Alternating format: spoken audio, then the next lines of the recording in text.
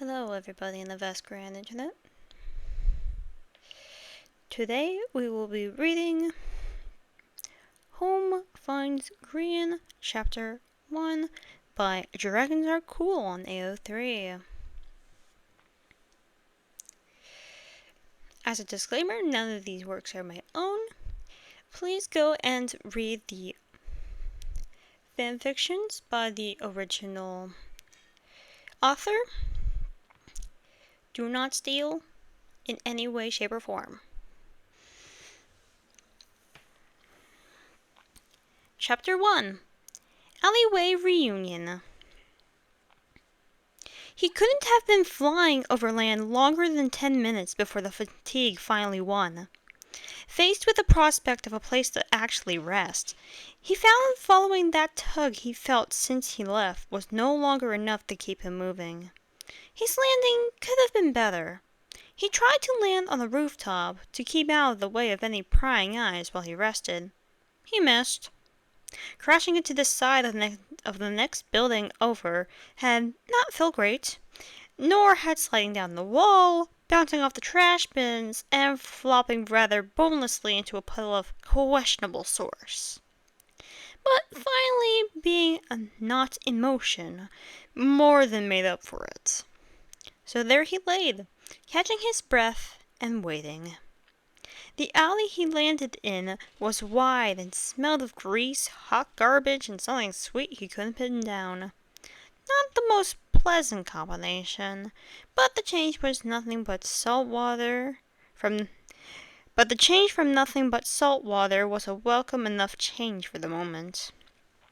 What mattered most was it was still secluded. Maybe he could still rest here a while without being disturbed. Oh dear! Grian scrunched up his face at his luck before letting his head roll to the side to look over at the concerned voice coming from the street. The source of the voice was backlit to him in the dark alley. "Are you all right?" All he managed was a groan in response, and shuffled a little. The motion made him viscerally aware of every muscle in his wings that he frankly wished would just fall off already. They ached, and so did everything else. The man walked over and offered him a hand. "Here, let me help."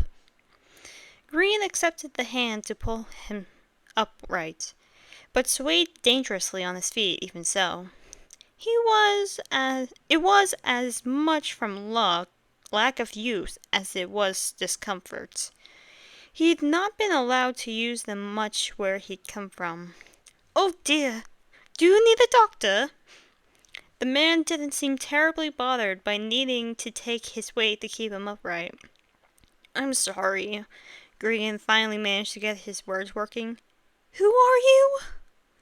Maybe it wasn't the best way to start a conversation with the first person to show him kindness in only knew how long. But he didn't have much to work with at the moment. "Oh goodness, I'm such a spoon. My name's Mumbo," the man nervously babbled. "And you are?" "My name's Grian." The name took him a little longer than he cared for to come back to him. Not that Mumbo seemed to notice the hesitation. "Oh my goodness! You're really Grian? I wondered. You looked so much like him. But it's been ages. And the wings? I didn't want to assume, 'cause that would be weird, right? Waking up to some random person having a breakdown in an alleyway and saying, 'Sorry, but are you my best friend?' Not that you were having a breakdown. I mean, I don't know what is going on, but it's been ages. You're really Grian. I haven't seen you since we were kids. I missed you so much." Mumbo pulled him in for a firm hug, though not too tight. Grian instinctively relaxed in the embrace.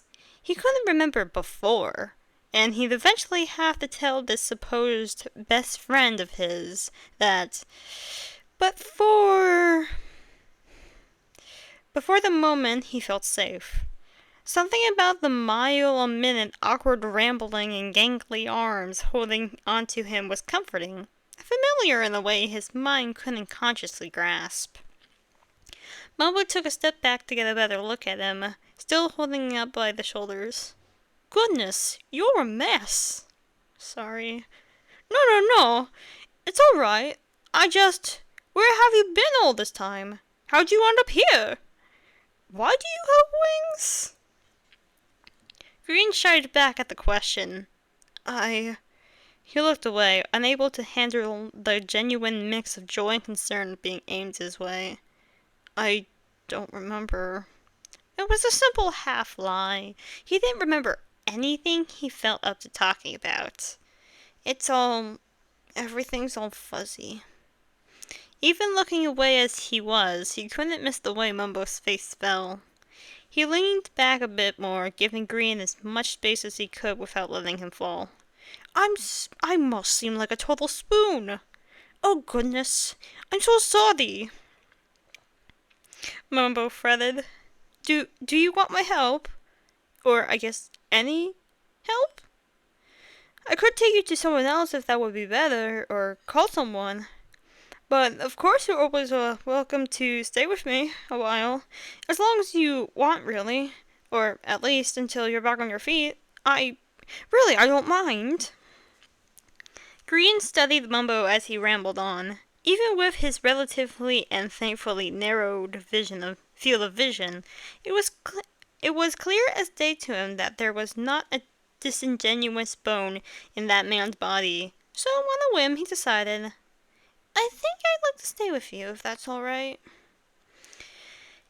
Mumbo's face lit up and he hugged Grian again, who this time hugged back.